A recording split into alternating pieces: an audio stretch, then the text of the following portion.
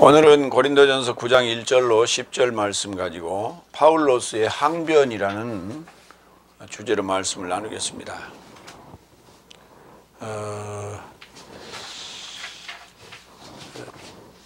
7장, 8장 들어오면서 인간적이고 개인적인 부분에 대한 그러한 문제들에 대해서 상담하는 그런 메시지를 보냈죠.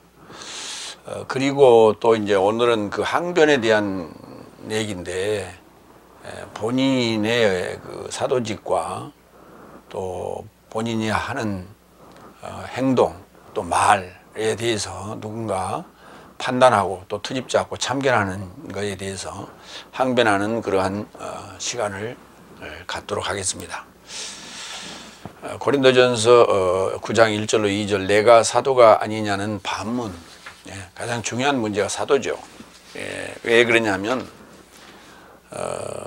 사도라고 하는 그 직분은 예수님의 생애에 직접 동참해서 함께 그 공생애를 했던 그런 12제자를 비롯한 당시 유대 땅에 갈릴리에서 함께 동행했던 자들을 사도라. 그리고 사도는 12사도만을 이제 성경에 또 예수님께서 기록하게 하셨기 때문에 그 외에 사도가 있다고 생각을 않는데, 파울로스가 자칭 사도라고 하는 그 직분을 내세우니까 거기에 대해서 여러 가지 반문들이 있고 문제 제기를 하는 사람들이 있었습니다. 그래서 사도라고 하는 이 직분에 대한 개념을 우리가 분명히 알아야 된다. 알아야 된다 하는 것을 오늘 이제 우리가 좀 깨달아야 되겠습니다. 그래서 파울로스가 내가 사도다라고 하는 것을 강조하는 그 이유가 있어요. 그거는 그 강변하고 강조하는 이유는 자신의 그 약점을 커버하기 위한 그런 부분으로 우리가 이해할 수 있으나 결코 그건 아닙니다. 왜냐하면 파울로스를 이해할 때 우리 이 열국 곧 유대 땅이 아닌 이 이제 복음이 유대 땅을 벗어나서 전해지는 그 순간부터 그 열국의 이제 그 사도직에 대한 것이 어떻게 승계되어져 가는가, 또 열국의 그 신자들이 롤 모델로 삼아야 될 대상이 바로 파울로스라는 사실을 우리가 기억해야 되는데, 우리 열국의 신자들이 가장 좋아하는 사람이 누구냐 그러면은 베드로 또는 요한이에요. 그래서 이름을 지어라 그러면은 베드로로 짓지 아니하고 요한으로 지어요. 왜 그러냐면 한국 사람들은 특히 요한으로 지습니다. 왜 요한으로 짓냐면 대개 우리 성이 하나, 이름이 두 자거든요. 그래서 성과 이름을 합쳐서 대개 세 자를 짓기 때문에 김요한, 박요한, 뭐 최요한 이렇게 하면 우리 그 이름의 그 숫자하고 딱 떨어지기 때문에 김베드로 그러면 이게 네 자가 되잖아요. 그래서 이름 지어라 그러면 요한으로 잘 짓고 뭐 김우레 이렇게 안 지어요. 요한 좋아해요. 그러면서 또 닮고자 하는 그런 그 씩씩함, 용감함, 이건 또 베드로를 또 내세우고 이렇게 주로 하죠. 바울은 김바울도 많이 지기는 지어요. 이제 우리나라 말로는 바울 이렇게 부르기 때문에 파울로스라는 이름도 많이 짓는데, 글쎄 그 바울이라는 이름은 그 어감상 느낌이 뭔가 좀 어렵다, 지혜롭다, 총명하다, 그래서 좀 꺼리는 어떤 성향이 좀 있지 않나 이런 생각이 들어요. 그러면서도 많이 바울이라는 이름을 짓기도 합니다. 근데 그런 게 중요한 게 아니라 사실 우리 그 열국인들이 공감할 수 있는 그 역사적인 그 사도직과 이렇게 연관하여서 그 결부질 수 있는 근거가 사실 베드로나 요한은요 유대인이에요. 바블로스도 사실은 유대인이면서도 이제 그 헬라인이란 말이에요. 그렇기 때문에 그래서 이제 그 다소의 사람이기 때문에 열국인이에요. 디아스포라란 말이에요. 그래서 실제 우리의 입장에서 주님을 향해 가는 그러한 그 기초를 신앙의 기초를 세운 자는 사실 바울로스예요. 그래서 우리의 롤 모델이다 바울로스가. 그런 입장에서 오늘 바울로스의 이 항변이 우리에게는 굉장히 중요한 근거고 이야기가 된다 하는 말씀을 먼저 드리고 합니다. 첫 번째 1절 내가 사도가 아니냐 내가 자유자가 아니냐 내 삶의 주 예수 그리스도스를 내가 보지 못한 것이냐 내 사역이 주 안에 있는 네 삶이 아니냐. 그러니까 사도라는 그 직에 대한 모든 요건을 다 갖췄다는 거예요. 바울로스는 죄에 얽매여 있지 않은 자예요. 그래서 자유자예요. 그리고 주 예수 그리스도스를 보았어요. 어디서? 다메섹에서 만났잖아요. 근데 바로 그거예요. 동시대를 살았지만은 베드로를 위시한 12제자들은 예수님의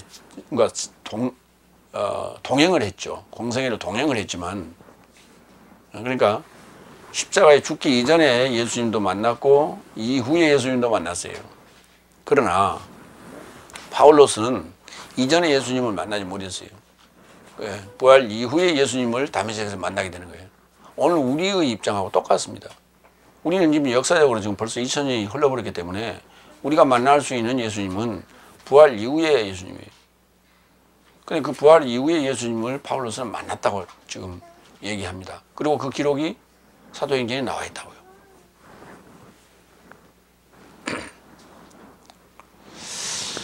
오늘 여기 그럼 내가 사도다, 내가 자유자다, 내가 예수 그리스도를 만났다, 그 다음에 내 사역이 주 안에 있는 네 삶이다 이렇게 직설적으로 표현하지 아니하고 의문문을 썼어요.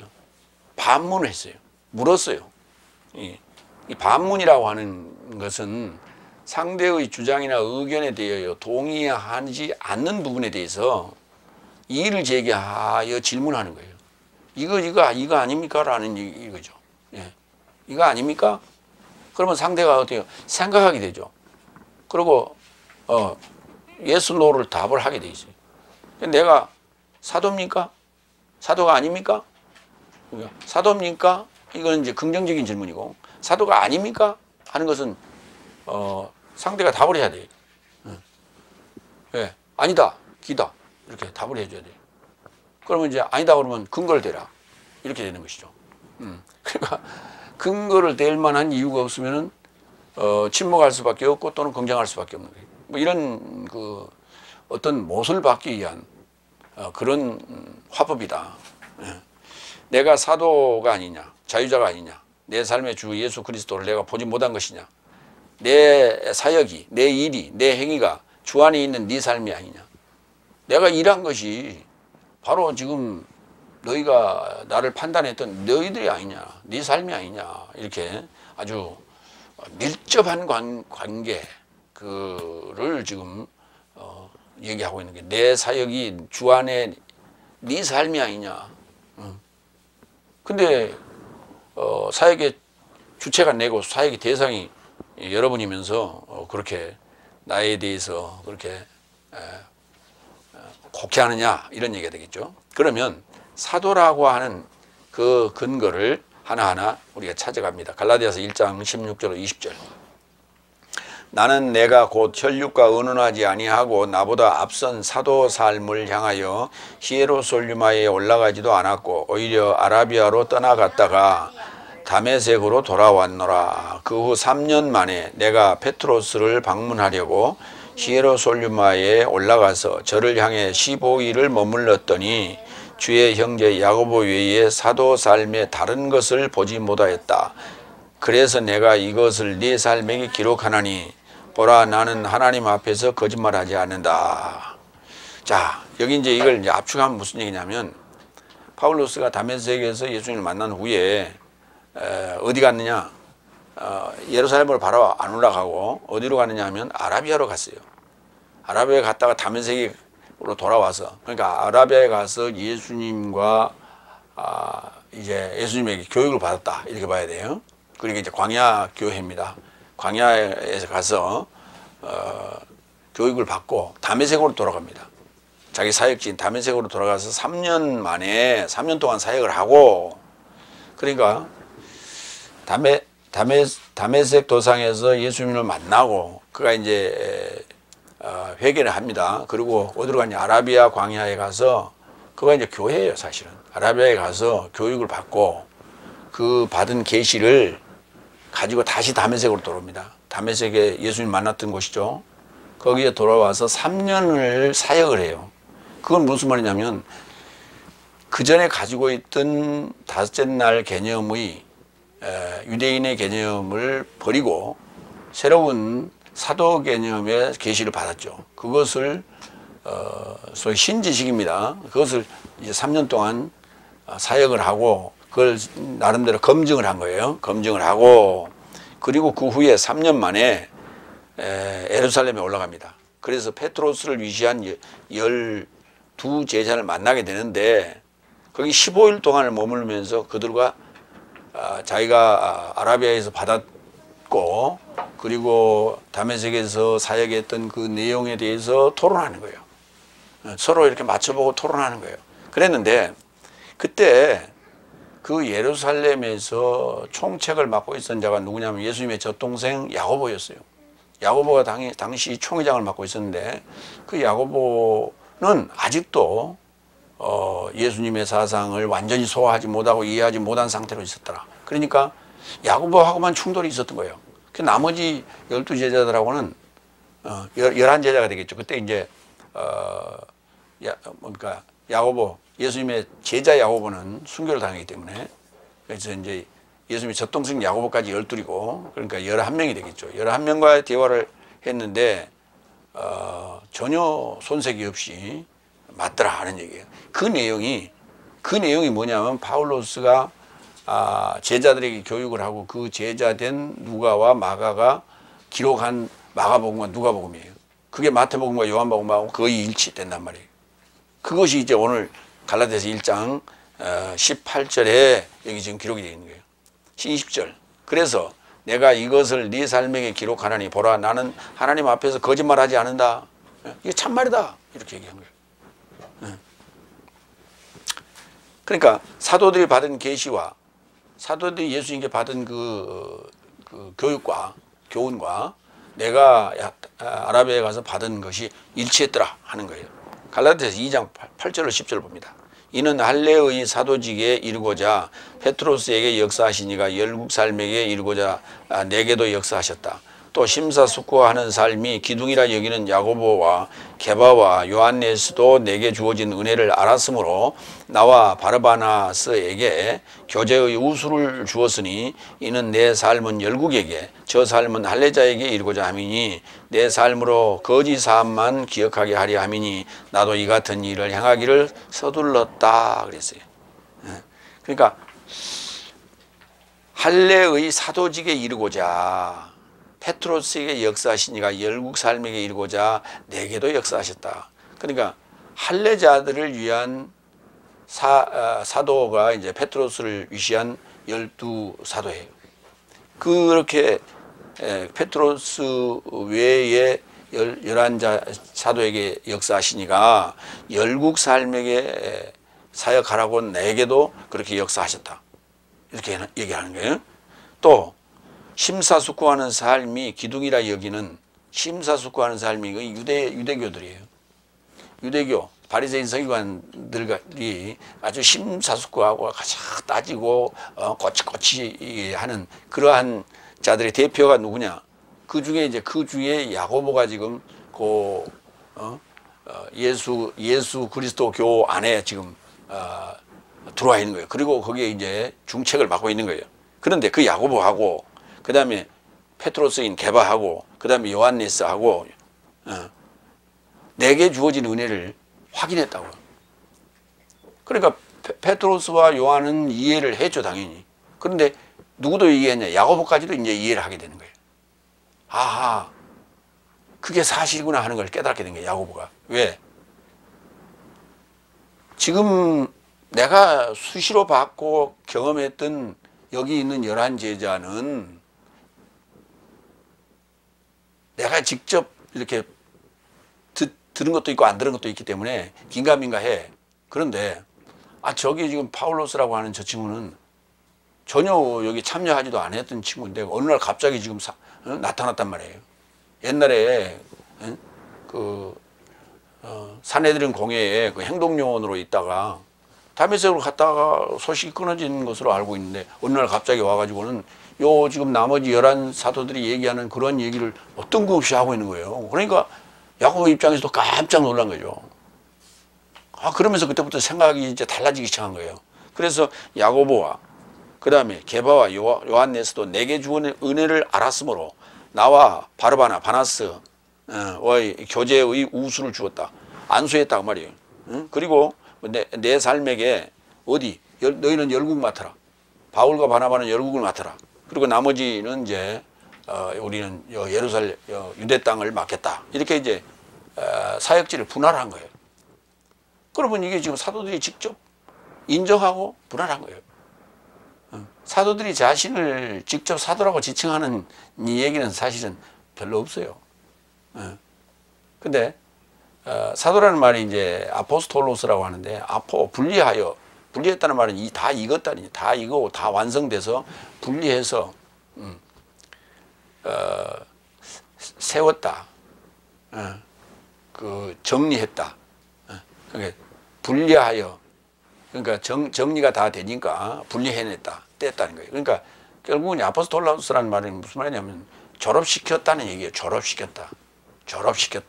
다 정리되고 정돈되어서 졸업시켰다. 그래서 수학자들을 얘기하는 거예요. 그러면 이렇게 정의를 안 하고 과거에는 뭐라고 했냐면 그 맥락상으로 그냥 이해를 한 거예요. 그 단어를 의미를 한 게 아니라. 그래서 아포 더하기 히엠이라 그래가지고 분리하여 보냈다, 떠나 보냈다, 뭐 이렇게 얘기를 했어요. 그 히엠이라는 단어가 스텔로가, 히엠이가 아니라 스텔로가 보냈다는 단어가 아니에요. 정리했다, 정리정돈했다는 거예요. 그래서 지난 시간에 제가 아포스톨로스에 대해서 정의를 했죠. 그러니까 정리정돈이 끝났다, 완성된 자들이다. 이 말은 이제 뭐냐면 7째 날에 들어갔다는 얘기예요. 그러니까 7날이라는 개념을 모르는 상황에서는 그냥 파견한 사도들이다, 대사다, 이런 개념으로 그 사도라는 단어 아포스톨로스를 이해를 했고 그렇게 또 설명들을 해왔던 거예요. 근데 그게 아니란 말이에요. 그래서 7째 날에 들어갔다는 거예요. 그 7째 날에 들어간 것을 이제 정리정돈해서 분리됐다. 이런, 다 익어서 분리됐다. 그래서 그 7째 날에 들어간 자라야만이 온전한 사역자로서 쓰는 거예요. 세워지는 거예요. 근데 그것을 사도들은 3년 반을 예수님을 따라다니면서 교육을 받았는데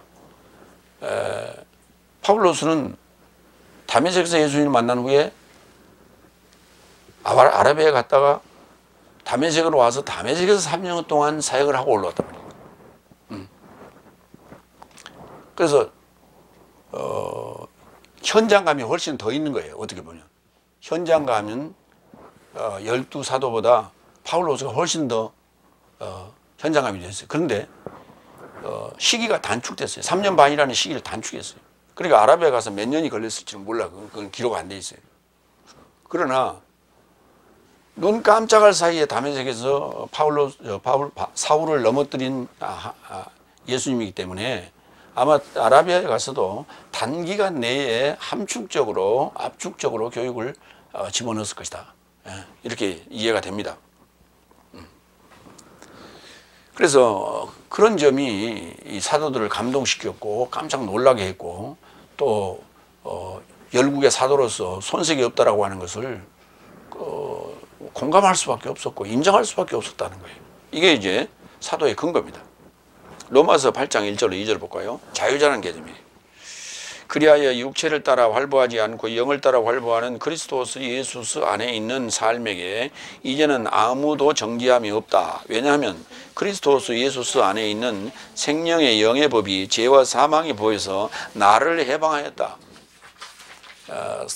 스테파노스 역에서는 나를 해방하였다라고 하고 알란드 역본에서 너를 해방하였다 해요. 근데 나를 해방하였다라고 하는 것이 훨씬 더 지금 문맥상 더 맞는 것 같아요. 오늘 입장에서도 이게 맞아요. 그래서 죄와 사망의 법에서 생명의 영의 법이 나를 해방했다. 이걸 이제 분명하게 이걸 자유자로 정의하고 있는 거예요. 그러면 죄와 사망의 법이 이게 몇째 날이냐? 죄의 법은 셋째 날까지요. 사망의 법은 넷째 날, 다섯째 날 얘기하는 것이고, 그 다음에 생명의 성령의 법은 여섯째 날, 일곱째 날을 얘기하는 거예요. 그래서 분명히 날의 입장에서 그 과정을 통과한 사도의 입장이다. 그래서 일곱째 날에 들어갔다는 것은 사도요, 자유자다. 그랬어요. 그래서 자유롭게 했다, 해방했다라는 단어가 엘리오테로, 그렇게 얘기해요. 엘리오테로.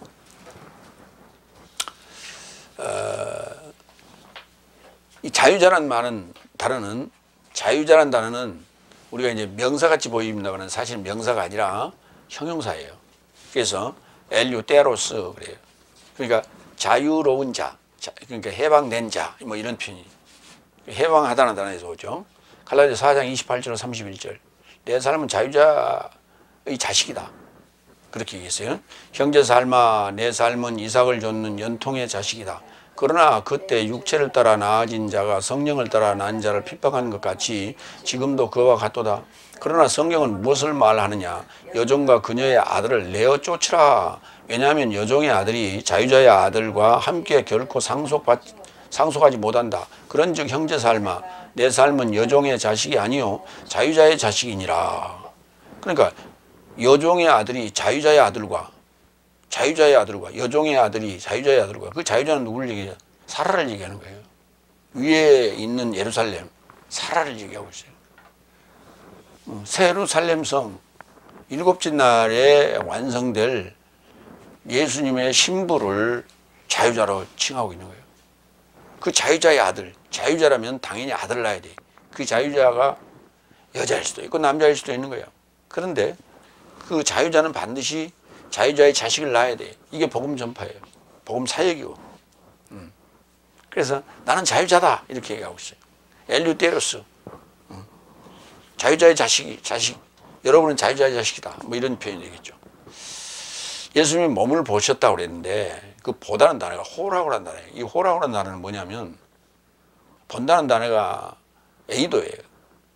알아보다, 에이도. 보라는 단어는 여러 가지 단어가 있어요. 그런데 이 호라고 하는 단어는 뭐냐면 환상적으로 본 거예요. 환상적으로. 예. 그러니까 육안으로 보는 이런 그 3차원의 세계가 아니에요. 그 세계에서 봤다는 얘기가 아닙니다. 호라고는 환상적인. 그러니까 예를 들어서 변화산에 올라가서 모세와 엘리야와 예수님이 함께 계시는 걸 보잖아요. 이게 호라고예요. 이런 게. 그런 거예요.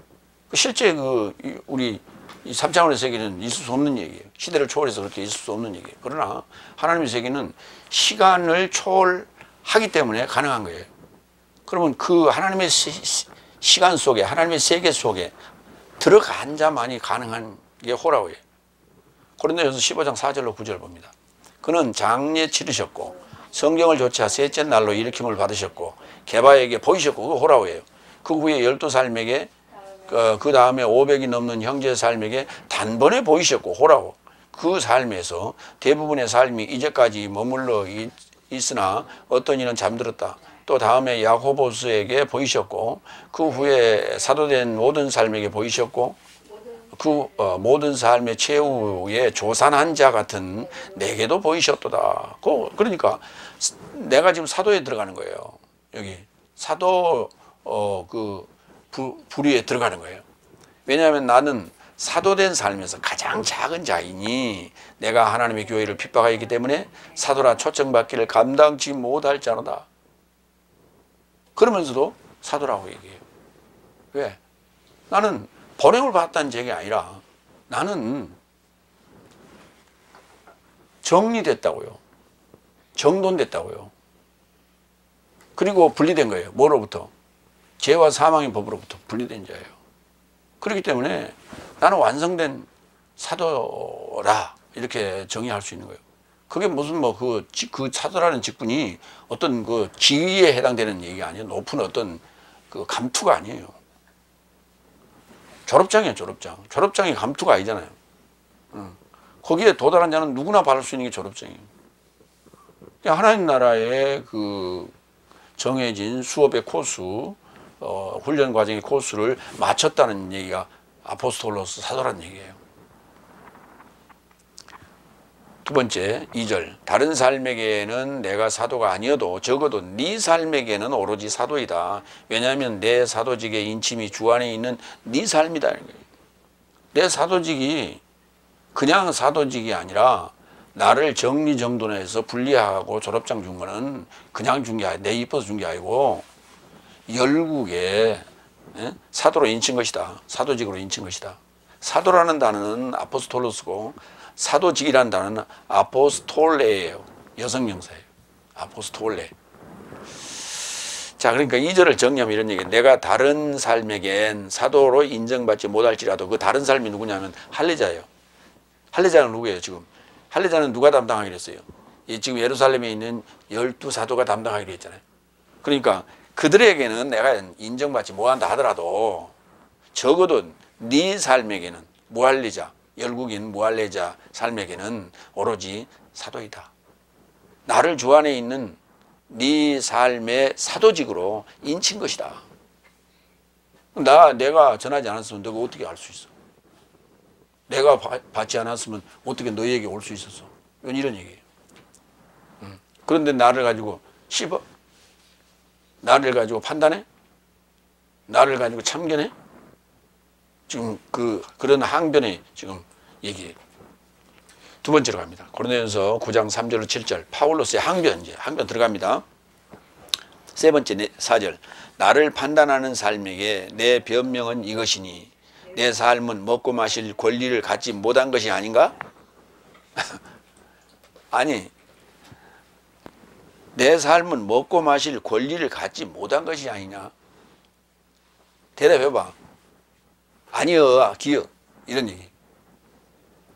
권리를 갖지 못한 거요. 권리가 있는 거예요. 내가 먹을 권리가 있어, 먹고 마실 권리가 있어, 없어? 이런 얘기. 우리말로는 이제 따지듯이 이렇게 내가 먹고 마실 권리가 있어, 없어? 대답해봐. 이렇게 얘기했죠. 이제 그런 쪼예요, 이게. 내 삶은 먹고 마실 권리를 갖지 못한 것이 아니냐? 아닌가? 대답해봐. 이런 거예요. 너는 먹고 마시면서 나는 먹고 마시지 말란 얘기야? 그 말이에요. 그러니까 내가 먹고 마시는 문제에 대해서 하는 행동과 또 내가 말하는 것에 대해서 그걸 트집 잡고 하는데 내가 틀린 게 뭐 있어? 우리 이제 이미 그 우상 제물에 관한 것을 어떻게 먹으라 말아라 하는 얘기를 이미 했었죠. 그런 얘기. 그 항변한다는 단어가 뭐냐? 아폴로기아예요. 그러니까 말에 대해서 잘라버린다. 잘라. 분리해버리는. 정리해버리는 거죠. 항변 또는 변명, 변호 이런 얘기예요. 나를 판단하는 삶에게 이렇게 항변한다. 내 삶은 먹고 마실 권리를 갖지 못한 것이 아닌가? 내 삶은 먹고 걸림이 된다면 고기를 먹지 않는다고 그랬죠. 고린도전서 8장 13절에. 뭐 이런 얘기들이. 그러니까 저 양반 고기를 뭐 아예 못 먹는 사람인가 보다. 뭐 이런 식의 오해를 하더라는 거예요. 그러니까 말꼬투리 잡고 시비 걸기 좋아하는 사람들이 그런 말 가지고 자꾸 트집 잡고 그걸 거짓 뉴스화만 해서 만들어내고 하는 것이 오늘날도 지금 아주 난무하고 있죠. 대선 전국에서. 그런 것처럼 그런 얘기예요. 내 삶은 먹고 마시는 것도 참견하고 판단하니 아예 저런 권리도 갖지 못한 것이 아닌가 하는 생각마저 든다. 참으로 어처구니가 없다. 내 삶은 먹고 마시지 않더냐 그 말이에요. 이제 거기에 대한 반문이에요. 그 먹고 마시는 게 어떤 상황에서 어떤 의미를 부여해서 먹고 마시느냐에 따라서 그게 걸림이 될 수도 있고 안 될 수도 있는 것이다. 그래서 그 예를 들어서 설명했잖아요. 네 번째, 5절. 내 삶은 남은 사도 삶과 주의 형제 삶과 케파스와 같이 자매인 여자를 데리고 다닐 권리를 갖지 못한 것이 아닌가?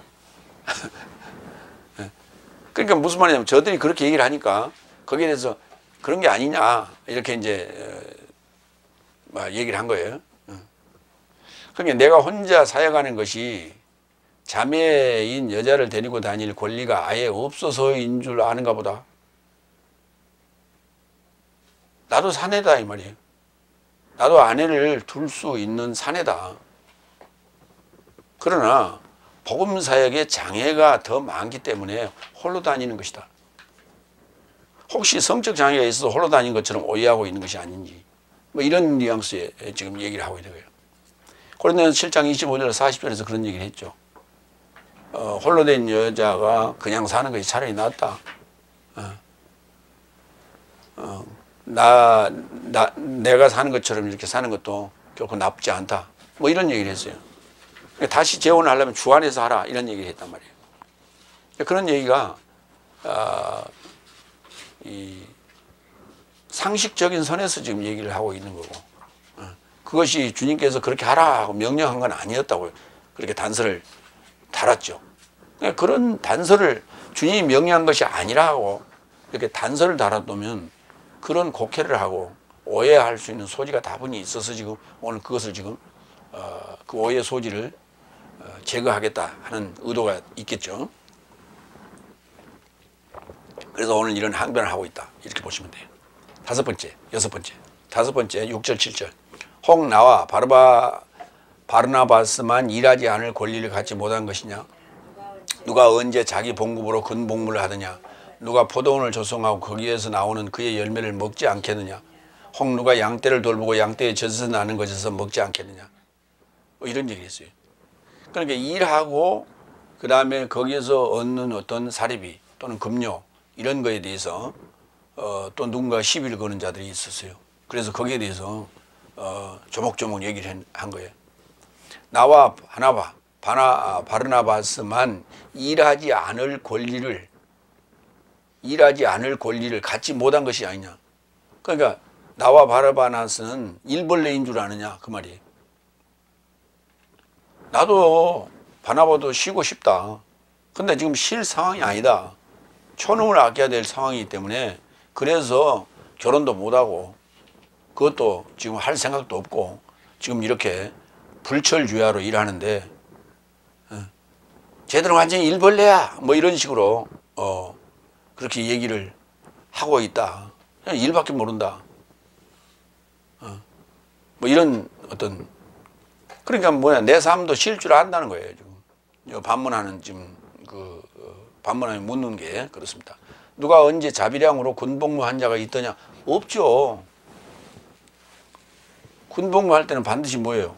거기에 대한 급료를 받고 나간단 말이에요. 누가 포도원을 조성하고 그 열매를 먹지 않겠느냐? 당연히 먹죠. 양떼를 돌보는 이가 젖에서 나는 것을 먹지 않겠느냐? 당연히 먹죠. 근데 내가 사역하고 나도 먹어야 일을 할 거 아닙니까? 나도 마셔야 일을 할 거 아닙니까? 어떻게 이제 바울로스를 두고 뭐 천막을 쳐서 생업을 하면서 사역을 병행했다. 그래서 자비랑 선교를 했다. 그런 얘기를 자꾸 하는데 천막을 쳤다는 얘기는 하나님이 집을 지었다는 얘기예요. 그게. 그러니까 그 짧은 시간에요. 요 많은 사역지를 관리하고 또 복음을 전하는 그런 그 여정 속에서 자비랑 하며 할 수 있는 그런 시간적인 여유가 없어요. 그리고 한번 생각을 해보세요. 바울로스가 젊은 나이에 지금 예수 믿는 자들을 처단하는 행동대원으로 말 타고 쫓아가다가 다메섹에서 예수님을 만났잖아요. 그가 언제 바리새 저 뭡니까 산헤드린 공회 회원으로서 그렇게 공부하고 또 그렇게 사역하는 그런 행동대원으로 있기까지 언제 천막 만드는 일을 거들어서 그런 기술을 익히겠어요. 그리고 그게 하루 이틀에 되는 것도 아니고 많은 고객을 확보해야 되고 일정한 장소에서 일을 계속 해야 되는데 그럴 시간적인 여유가 어디가 있었습니까? 그런 참 지엽적인 문제를 가지고 그걸 확대 해석하고 해서 그 이상한 자꾸 말들을 만들어내. 조그만 꼬투리를 가지고.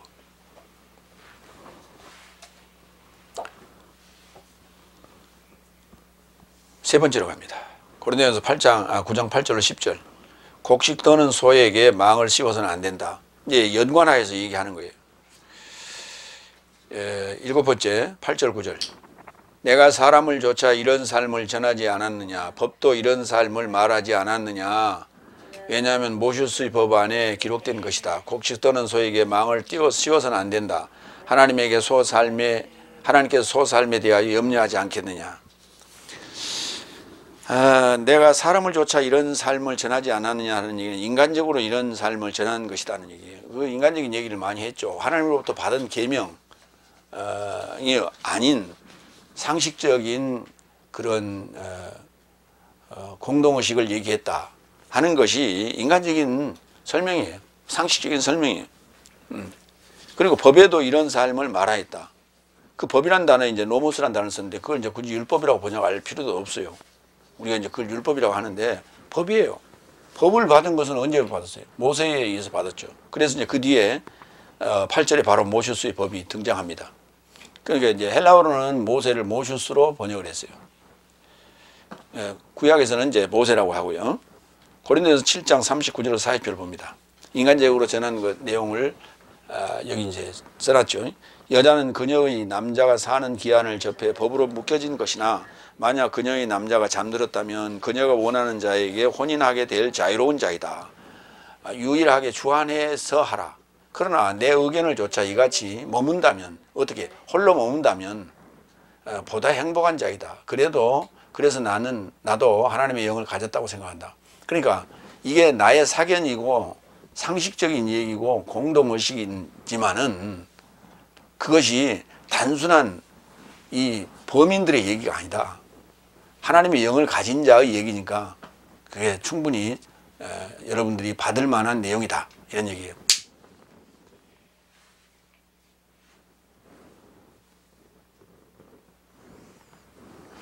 이제 그러면서 이제 모세의 법에 기록된 내용이 곡식 떠는 자의 망을 씌워서는 안 된다.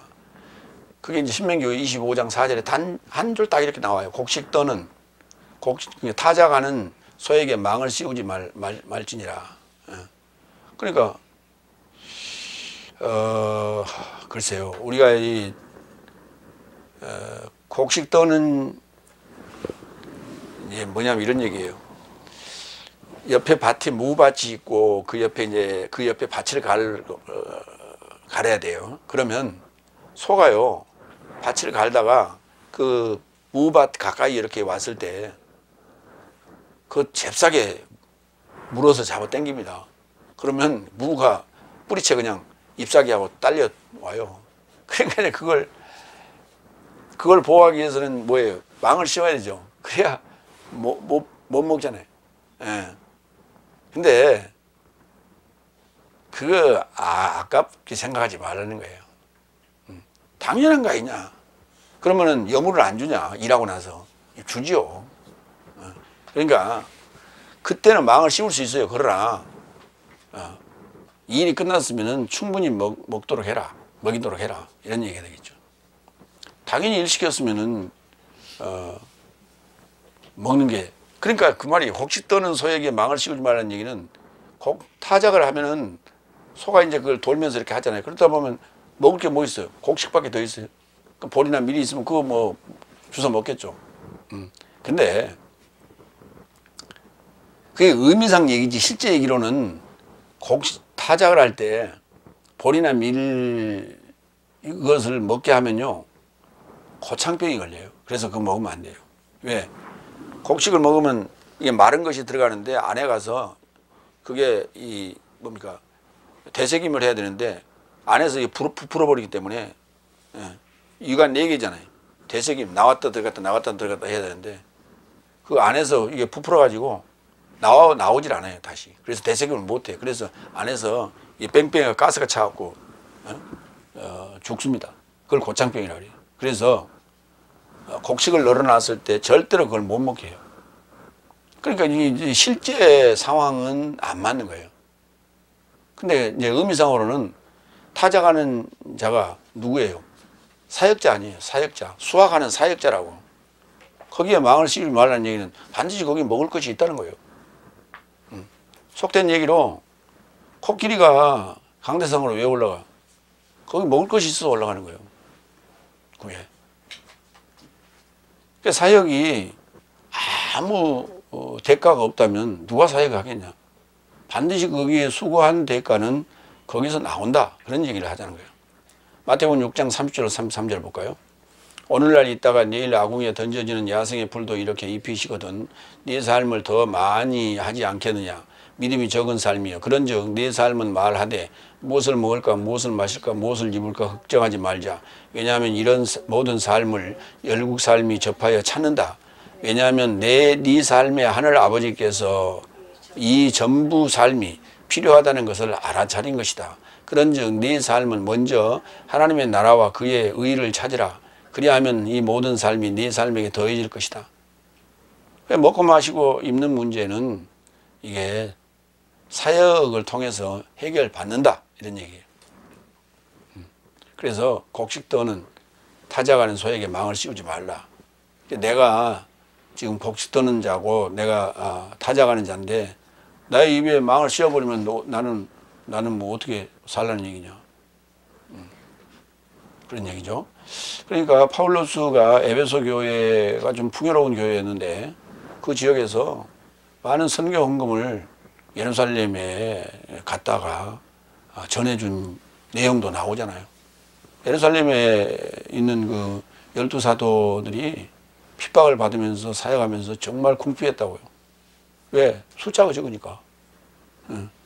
사도들은 많고 동조하고 믿는 성도들은 적으니까 생활이 궁핍할 수밖에 없잖아요. 근데 그들은 밖에 나간 경험이 없으니까 밖으로 못 나가고 또 그걸 사역지를 나눠놨기 때문에 그것도 지켜야 되고 여러 가지 문제 때문에 곤핍한 상황에 접했다는 사실을 전해 듣고 그들에게 참 그 선교 헌금을 보낸 그런 일화가 성경에 기록되어 있잖아요. 이제 이런 일이 있은 후에 그렇게 그런 일도 하고 또 사역도 활발하게 하고 했다는 거예요. 파울로스가. 8번째 10절 혹 내 삶을 인하여 그가 전적으로 말씀하지 않았느냐. 왜냐하면 내 삶을 인하여 기록되었으니 경작하는 자는 소망에 접해 경작할 의무가 있고 혹시도는 자는 그 소망에 참여할 의무가 있기 때문이다. 그걸 이제 줄이면 이런 얘기예요. 내가 내 삶을 인하여 전적으로 말씀하시고 그가 내 삶을 인해서 전적으로 말씀을 하시고 경작하는 자는 소망을 접해 경작할 의무가 있고 소망이 뭐예요? 열매라는 소망 아니에요. 열매라는 소망이 없으면 무슨 경작을 왜 해? 심고 또 자라게 하는 거 아닙니까? 그걸 뭐하러 해? 열매라는 소망이 있기 때문에 하는 거지. 타작하는 자는 열매에 참여할 의무가 있다고 생각해요. 그러니까 타작하는 자가 이게 바꿔 아까 타작하는 소 아니에요. 타작하는 소가 그 열매 당연히 먹을 수 있다는 거예요. 그런 얘기죠. 그래서 열매에 참여할 의무가 있다고 기록하였다. 이게 지금 구약에 지금 성경에 기록한 얘기다 그 말이에요. 요한복음 4장 35절 38절을 볼까요? 네 삶은 아직 넉 달이 있어야 수확이 온다고 말하지 않느냐. 보라 나는 네 삶에게 말한다. 네 삶의 눈 삶을 들어라. 그리고 이미 수확을 향해 하얗게 있는 지역 삶을 주목하라. 그리고 수확하는 자는 싹스를 취하고 내세적 생명이 이루고자 열매를 모은다. 이는 수확하는 자도 뿌리는 자와 동등하게 기뻐하려 합니다. 왜냐하면 이 안에서 뿌린 자가 다르고 수확한 자가 다르다는 것이 참된 말씀이다. 나는 네 삶이 수고하지 않은 것을 수확하려고 내 삶을 파견한다. 그리고 다른 삶이 수고한 것이며 네 삶은 저 삶의 수고에 이르고자 들어간 것이다. 하나님 나라는 한 사람이 씨를 뿌리고 한 사람이 수확하는 게 아니라 씨를 뿌리고 경작하는 자가 있고 수확하는 자가 따로 있다 그랬어요. 그러니까 넷째 날, 다섯째 날은 씨를 뿌리고 수확하는, 경작하는 시기라면 여섯째 날, 일곱째 날은 수확하는 시기예요. 그래서 오늘날이라는 표현을 썼어요. 세메론 또는 하욤 그래 구역에서는. 그래서 그것이 성경의 이치예요. 예수님께서 하신 말씀이에요. 그냥 우리가 하는 이 사역이 성경의 법대로 하는 거예요. 그래서 네 소유냐 내 소유냐의 문제가 아니라니까. 성경의 법대로 하는 거예요. 그러니까 그 순서대로 넷째 날, 다섯째 날에 속한 자들은 당연히 여섯째 날로 수확해 넘어가는 거예요. 근데 그 이치를 모르니까 네 성도냐 내 성도냐 하고 따지고 앉았어요. 그게 소인배들의 생각이고 그게 아직 깨우치지 못한 자들의 사고방식이죠. 디모데후서 2장 4절로 6절 볼까요? 군 복무하고 경기하고 수고하는 농부에 대해서 세 가지를 언급했어요. 군 복무하는 자는 아무도 생활의 사업에 얽매이지 않나니 군인을 징집한 자로 만족해 하려 합니다. 그러니까 군대 간 자는 군 복무에만 전념한다는 거예요. 또 5절 어떤 경계하는 자도 합법적으로 경계하지 않는다면 멸관을 얻지 못한다. 당연하죠. 규칙에 준해서 하라. 규칙에 그 법도의 범주 안에서 하라 하는 얘기예요. 그래서 우리나라 속담에 뭐로 가도 서울만 가면 된다라고 하는 이 속담은 성경에는 통하지 않은 얘기예요. 반드시 정한 규칙대로 규정대로 가야 돼요. 여섯 번째 6절 수고하는 농부는 결실의 첫 것으로 그가 함께 취함이 마땅하다. 그러니까 그 타작하는 소에게 망을 씌우지 말라는 거예요. 당연히 수고하는 농부는 결실의 첫 것으로 결실하는 집 농부예요. 첫 것으로 그가 취함이 마땅하다. 그래서 이제 수확하는 농부가 있고 경작하는 농부가 있는데 그것을 지금 이렇게 정확하게 우리가 구분해서 봐야 돼요. 그래서 그걸 구분해 놓은 게 요한복음 4장 예수님께서 35절 38절의 내용으로 우리가 기준을 삼으면 되겠습니다. 마무리합니다. 나는 사도이며 자유자이며 먹고 마시고 여자를 다니고 다닐 권리도 있다. 일하고 쉴 권리도 있고 사역하고 사례비를 받을 권리가 성경에 보장되어 있다. 밥 깔고 다져가는 소에게 망을 씌우지 말라고 기록되었다. 바울로서의 항변이죠. 예. 뭐 이제 다음 시간에도 연결해서 그의 항변이 이어질 것으로 봅니다. 기도하겠습니다.